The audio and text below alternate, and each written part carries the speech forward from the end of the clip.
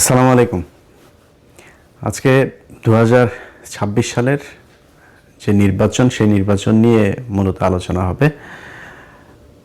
নির্বাচনে আগেই বলেছি যে এবার আমি নির্দিষ্ট কোনো দলের পক্ষে আমার কোনো অবস্থান থাকবে না, তবে অবশ্যই যা ঘটে, যেটা ঘটছে, যা ঘটবে সামনে আল্লাহ যদি বাঁচিয়ে রাখেন, সেটা নির্বাচন পর্যন্ত, নির্বাচনের ফলাফল পর্যন্ত আপনাদের প্রতি মুহূর্তের আপডেট জানানোর চেষ্টা করব ইনশাআল্লাহ।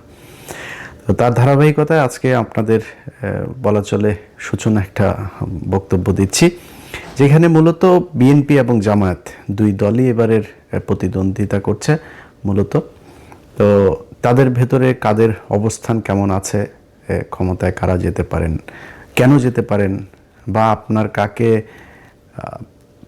পছন্দ করা উচিত, সমর্থন দেওয়া উচিত ইনডিরেক্টলি, সেটারও কিছু ইঙ্গিত আমার এই ভিডিওতে থাকবে।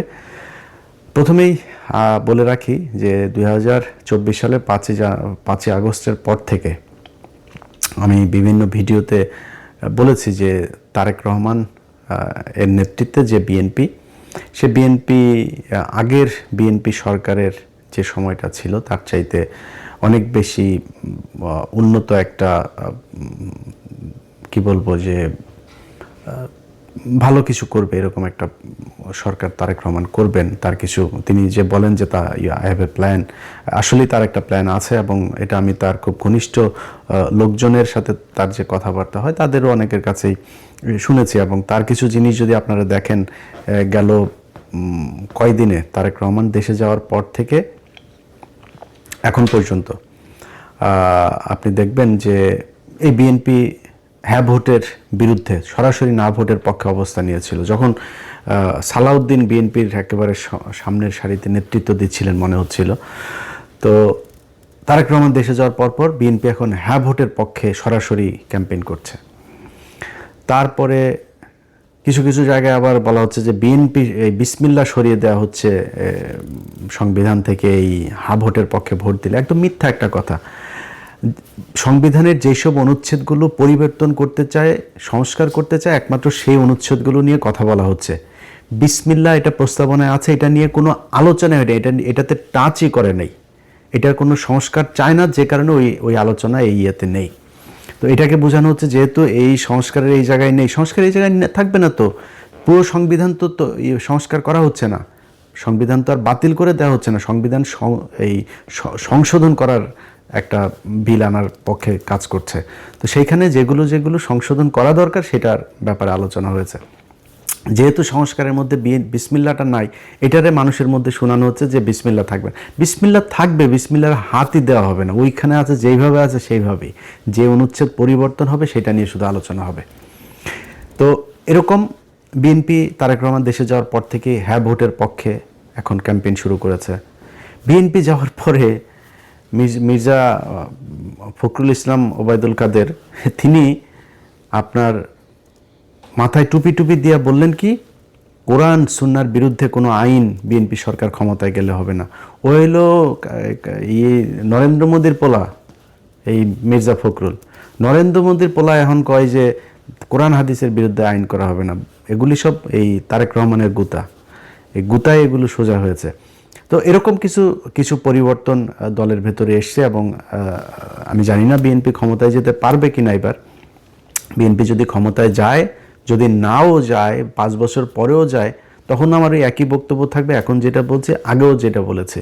সো আমি এই 5 তারিখের পর থেকে এখন পর্যন্ত যতগুলো ভিডিওতে এই ধরনের বক্তব্য দিয়েছে যে তারেক রহমান অনেক সুন্দর কিছু, ভালো কিছু করবে, তার কিছু ভালো উদ্দেশ্য আছে, ভালো কিছু পলিসি আছে, এগুলো বলার পরে আমার যারা লোকজন আছে তারা আবার বলে নাটক কম করো, পিওটিও, এইসব কমেন্ট করে।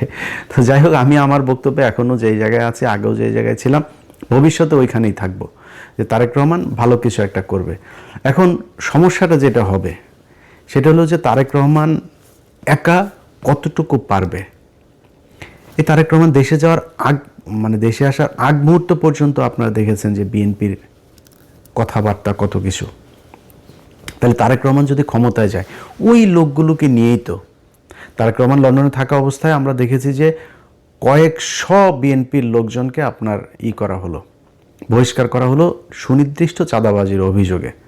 সেই লোকগুলোকে আবার ব্যাক আনা হয়েছে এবং ওই লোকগুলো 53 জন না কতজন যেন আপনার এই নির্বাচনে ধানের শীষ নিয়ে নির্বাচন করছে, তাদের বহিষ্কারাদেশ প্রত্যাহার করে তাদেরকে নিয়ে আসা হয়েছে, মনোনয়ন দেওয়া হয়েছে, নির্বাচন করছে তারা। তো বাংলাদেশের মানুষ সবাই জানে আপনি নিজে সার্টিফিকেট দিয়েছিলেন যে হি ইজ চাঁদাবাজ, এখন আপনি তাকে মনোনয়ন দিয়ে বললেন যে ওরে এই চাঁদাবাজকে তুমি ধানের শীষে ভোট দাও। মানুষ তাহলে কারটা শুনবে? মানুষ তো জানো চাঁদাবাজ। এই লোক দিয়ে তো সম্ভব হবে না। সমানে আপনার এই দুই দেশে নাগরিক, দ্বৈত নাগরিকত্ব নিয়ে আপনি নির্বাচন করতে পারবেন না, কিন্তু আপনি করছেন।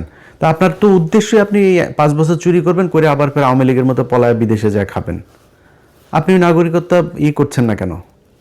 আপনি ছাড়ছেন না কেন? তারপরে ব্যাংক লোনে আপনি নির্বাচনের আগেই, ক্ষমতায় যাওয়ার আগেই আপনি কি বলে এটার কি বলে ঋণ খেলাপি।